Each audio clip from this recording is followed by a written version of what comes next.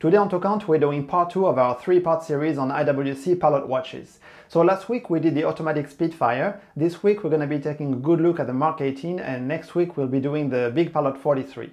So I'm not going to spend any time going over the history of pilot watches again. If you're interested in that, please go ahead and watch last week's video.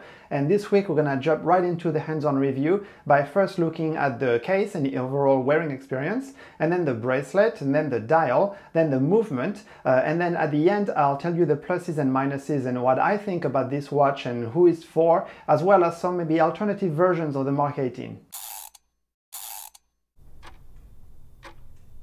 Hi everyone and welcome, I'm Ben. So first let's look at the case and the overall wearing experience of the Mark XVIII. So this one comes in at 40mm in diameter by only 11mm thin and 20mm lug width and 51 lug to lug distance. So it's only 1mm larger than the automatic Spitfire we took a look at last week.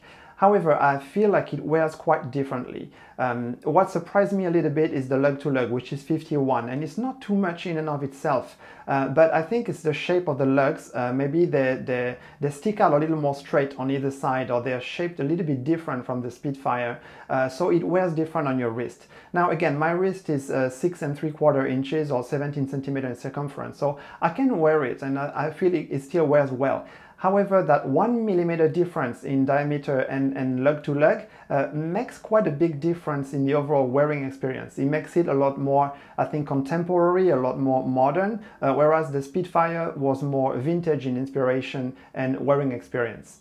So this one is also 60-meter water resistant, same as the Spitfire, and it also anti-magnetic because the movement is also enclosed in the soft iron cage. One thing I didn't mention with the automatic Spitfire is the sapphire crystal. And on this one, the sapphire crystal is convex in shape, and then it has anti-reflective coating on it, which kind of reflects the glare with a blue tint. And some people online have mentioned that they really don't like that. And I just want to mention it here because this one comes with two different dials. You have the black dial, and then you have the blue Le Petit Prince dial. So people say that, well, if you get the blue dial, and then the reflection of the air coating will be blue, with the blue dial it will cancel out each other, so then you won't be able to see it, and so that's fine.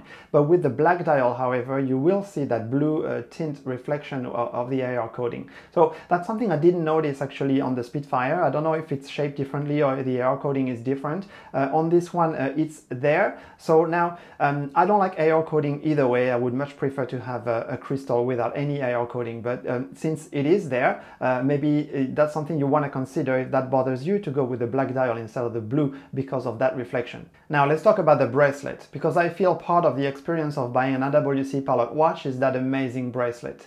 You may buy a Grand Seiko watch because of its amazing dial, but I think you buy an IWC pilot watch in part for its amazing bracelet. That may sound a bit exaggerated, but let me tell you, that bracelet is really great.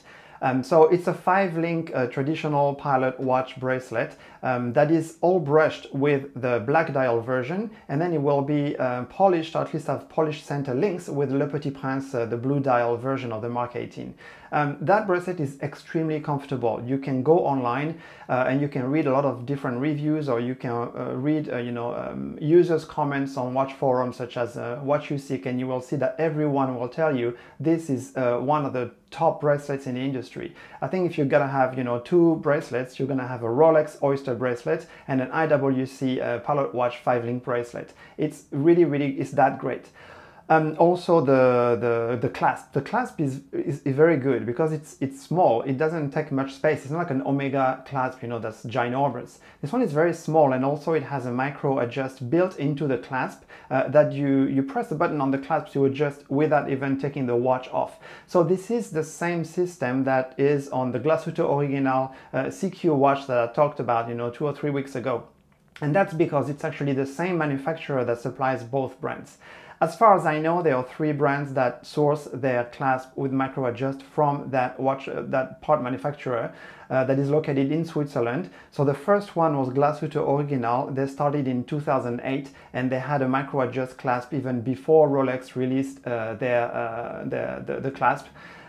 Then you have IWC, and then even now you have Erlanger und Söhne for the Odysseus. They actually source their clasp with micro adjust, same system from the same manufacturer. So it's a great one, and you're getting it in IWC a hell of a lot cheaper than on the Odysseus. So the only downside I think to this bracelet is that it does not taper. So it's 20 mil lug width, you know, all the way, and it doesn't taper. So for some people, it doesn't really bother them. When I was wearing it, I don't think it would bother me because it really wraps around your wrist and it's very comfortable. It doesn't, you know, pinch hair or it doesn't hurt. So I think it's fine. But if this is something that's, you know, no go for you because it doesn't taper, just be aware that the new 5-link bracelet on the Big Pilot 43 does taper. So there is hope that maybe in the future they'll release that bracelet to fit, you know, a Mark XVIII or other watches. The Big Pilot 43 though is 21 lug 2 lug, so you cannot just put that bracelet on the Mark XVIII. So another parallel with the Glashütte original bracelet is the way that the bracelet itself is constructed and the links are held together by screws. But you don't have any screws on the sides of the bracelet. It's very neat and clean. There are no screws there. It's on the underside of the bracelet where you will find actually little pushers that you have a tool that comes with a watch, and then you just push those and you can remove every single link of the bracelet without having to even use a screwdriver. And I believe this is a system that was developed by Cartier in their Cartier centers, and that which is shared among some brands within the Richemont group. For the Glashütte original, you actually had screws, but you only had to turn 1/4 of a turn, and it was kind of a bayonet system, so you would not also leave any scratch marks or you wouldn't damage the screw. So this one, in a way, it's potentially even easier because you just push, it will release the bars within the bracelet, and you can take off every single link. So this is a very well engineered bracelet. Even if the system doesn't come from IWC, I think it's very in the spirit of IWC, and you know how they pride themselves in engineering and building things very precisely and very well. So the bracelet system with the links together with the micro adjust and the clasp, I think makes it one of the best bracelets you'll find, and that's one of the biggest added value in the Mark XVIII model. Now let's talk about the dial, or I should say the dials, because this model comes in 2 dial variations. So you have the black dial, the standard black dial, and then you have the Le Petit Prince, a special edition blue sunburst dial. Not a limited edition, but a special edition. So let's look at both separately. First, let's look at the black dial. So the black one will be a, you know, matte black dial in the spirit of, you know, typical pilot watches. It should be non-reflective, and which is why this one will be paired with the all brushed case. And also if you put it on the bracelet, it will be an all brushed bracelet. So this will be the no-nonsense, you know, variation of the Mark XVIII, and it's the more tool watch, if you will. If you look at the dial, you will notice first the use of the more modern font for the numerals, whereas in the automatic Spitfire you had the more you know, vintage-inspired or historically correct font from the Mark XI. But then starting with the Mark XVI, I think they went with a, you know, more modern font, which you will also find in the Big Pilot 43 with an open 4, and it's more rounded, so it's different. It gives it a more contemporary look, you know, once again. Along with the wearing experience, you know, it's a little bit larger, and then the font, which is more modern. Another thing is the hands, so Flieger hands here as well, with, you know, the 2 dots on the triangle. So this is taken from the Flieger pilot watches, like on the automatic Spitfire. The hands here will be black, and also the date wheel will be black. So we'll talk about why the date wheel is there. Basically, it's because of the movement in the movement section, but I think at least because of the black date wheel, it is better implemented than on the blue dial version.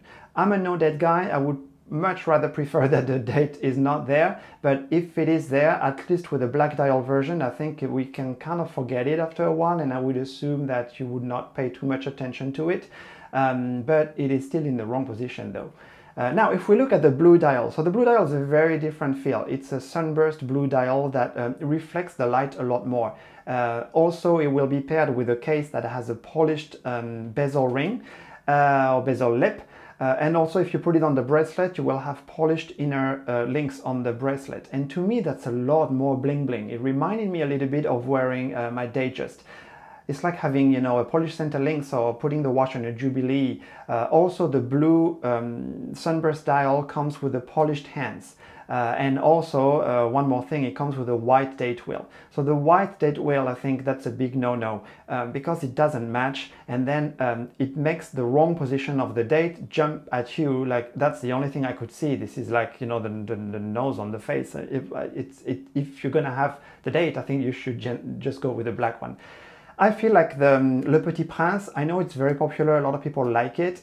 It's a lot more special, but it's a lot also dressier, and to me that goes against, again, the spirit of the Pilot watch. It should be non-reflective, it should not reflect any sun, you know, in the cockpit. It should be very readable, and I found that actually the blue dial is less readable because the blue dial plays with the light a lot, and granted, I was inside the store with a lot of, you know, boutique lighting, but I assume that outside with the sun it would be the same thing. It will reflect the light. The bracelet is very shiny, the hands are shiny, everything is polished. So to me, if you're gonna go that route and if you're looking for a dressier kind of office watch, then, you know, just go with a Datejust or something else. But if you're gonna go with a Pilot watch, I feel like you should just stay with a black dial that's more in line with what the Pilot watch should be. One last thing about the dial is the lume. So the lume also on this one is quite poor. It's just like the automatic Spitfire, and it's in line with what the lume used to be on the Mark XI. So you will only have the 4 cardinal points and the triangle at 12 that will be lumed. So a lot of people, you know, complain that how can you have a Pilot watch with such poor lume, but you have to remember this is historically correct. It is not very good, but it is enough to tell the time, you know, at night. You should be able to orient yourself and be able to tell the time. But the Big Pilot 43, which we will look at next week, has the best lume of all because all the numerals are lume. So if you're, you know, a lume fan, then just wait for that one. Then let's talk about the movement. So this one comes with caliber 35111. Which is, you know, the IWC designation for what is basically a Sellita SW300 caliber. So I don't want to give the impression that this is just a base Sellita SW300, and I'm sure you've read this in many other places. IWC does a lot of work on the Sellita movement, and they improve it in many ways.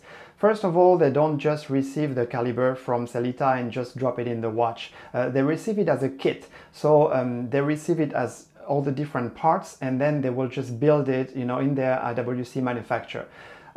This is apparently what they also do with the in-house caliber, the 32110 that I talked about last week when I said that it was made by Val Fleurier. I have been told that Val Fleurier actually makes the part and delivers the part to IWC, and then they make it in their manufacturer, which is why they can say it is built at the IWC manufacturer. So that's for that one. For this one, it's the same thing. They receive the kit from Sellita, then they will do some work on it, and then they will build it in-house. So what do they do?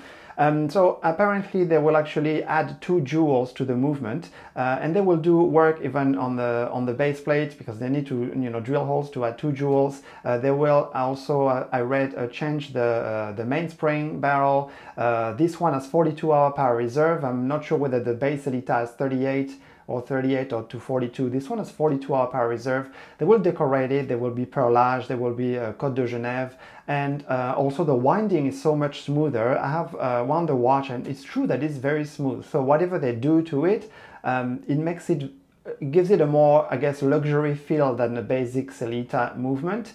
Then the movement will be encased in a soft iron case, so which makes it anti-magnetic, and the whole thing will then fit into the case, which is only 11 millimeter thin. So, you know, this is where you have to make your peace with it. Are you happy with an IWC version of a Sellita S300 or not? If, you know, I know a lot of people will say, well, IWC charges way too much money for what is basically a Sellita movement. Yes and no. It's true that you will find this movement in a different form, basically in much cheaper watches, but then you have to remember that IWC improves it. So it is up to you to decide whether that is worth it or not. So now my verdict by the Mark XVIII. in terms of what I expect of a daily wearer, and the pluses, the minuses, and also some alternatives.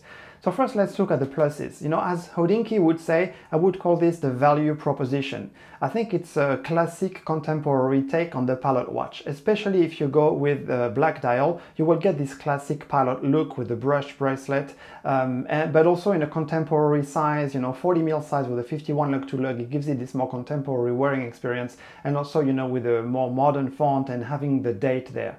You know, if you can accept the Sellita S300 in it, you have to look at it this way, right? This is a very stable movement, very dependable, and it will be cheap to service, and it's very serviceable. So in the end, it's a watch that you can really depend on, and it's kind of a, you know, put it on and forget it kind of watch that could be actually a very good daily wearer. It has a very comfortable bracelet with a micro adjust, so you could wear this every day and you know, be very happy with it. So I think as a package, this is a very good proposition.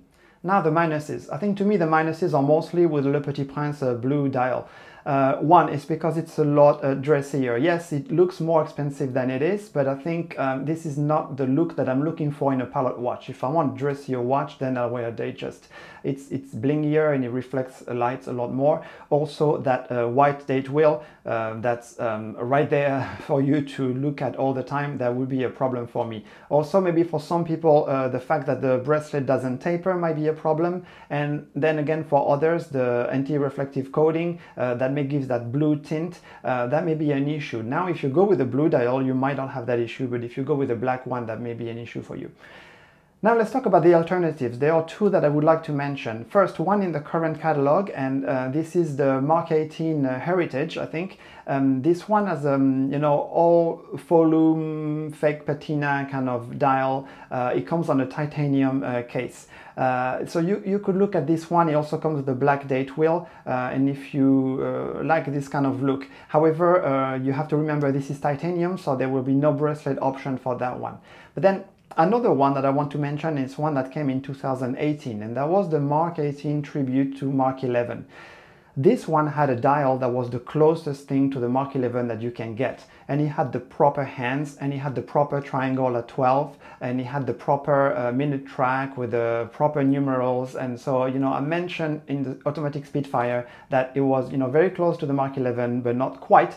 This one is the closest thing that you will get, except that it still has a date.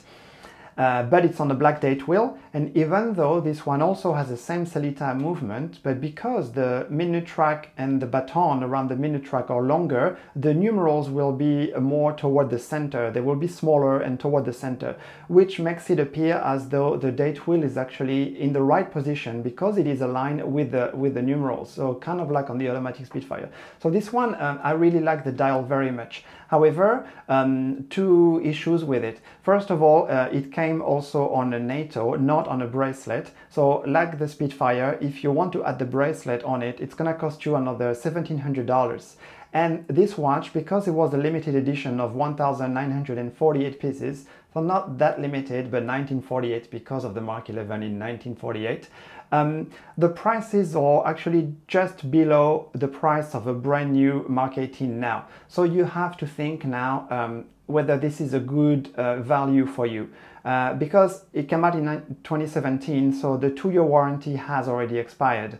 And in terms of pricing, it's about $400 cheaper than you could get a brand new Mark XVIII now, but now you will get the 8-year warranty, full warranty from IWC. So you know, you will also have to add the bracelet. If you want to compare oranges to oranges, that one came on a NATO. If you want to add the bracelet, then it makes it a lot more expensive suddenly than a brand new Mark XVIII. And at the end, you still get the same movement. It's still with the Sellita S300 improved movement. So, you know, which one is the better deal? This is why I still think, you know, the current Mark XVIII is probably a better value proposition, because you will get the 8-year warranty with it. The old one, you know, it's almost the same price on a NATO without the warranty, and then suddenly it's a lot more expensive if you want the bracelet and still no warranty. So in order to go with the tribute to Mark XI, you have to really, really like the dial. You're paying a lot more, maybe $1,500 more just for the dial. But I want to mention it as an alternative if you're more of a purist. So that's it for today. Now, my opinion is that I will still prefer the automatic Spitfire, even though it's not perfect and even though the dial has some issues with the hands, but I think the movement is much more interesting, and the wearing experience I think is better at 39, just 1 mil, but it wears better. So I think for me still the Spitfire takes the lead ahead of the Mark XVIII. But we still got to talk about the big Pilot 43, and then there's a surprise there, so we'll talk about that next week. Please subscribe for more content. Don't forget to leave a comment below. We can start a conversation. What makes you tick? Thank you very much for watching, and I'll see you in the next one.